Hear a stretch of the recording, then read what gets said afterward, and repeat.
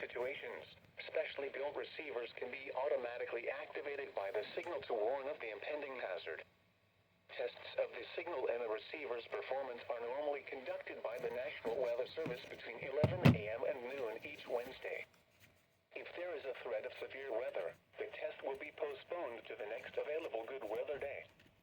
Reception of this broadcast, and especially the warning alarm, will vary at any given location. This variability, normally more noticeable at greater distances from the transmitter, can occur even though you are using a quality receiver in good working order.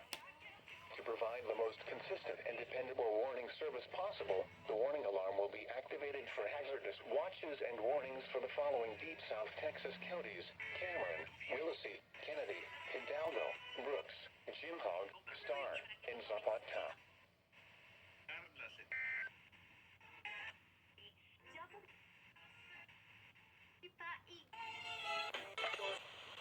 Real no, no, not.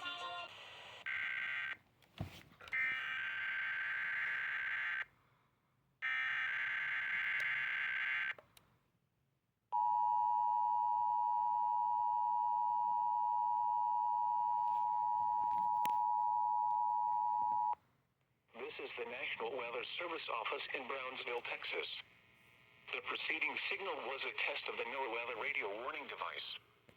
During potentially dangerous weather situations, specially built receivers can be automatically activated by the signal to warn of the impending hazard. Tests of the signal and the receiver's performance are normally conducted by the National Weather Service between 11 a.m. and noon each Wednesday. If there is a threat of severe weather, the test will be postponed to the next available good weather day. Reception of this broadcast, and especially the warning alarm, will vary at any given location. This variability, normally more noticeable at greater distances from the transmitter, can occur even though you are using a quality receiver in good working order. To provide the most consistent and dependable warning service possible, the warning alarm will be activated for hazardous watches and warnings for the following deep South Texas counties: Cameron, Willacy, Kennedy, Hidalgo, Brooks, Jim Hog, Star, and Zapata.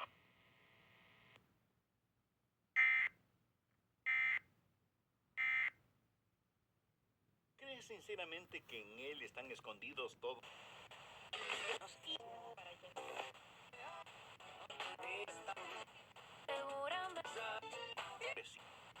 Ir a luz y a la...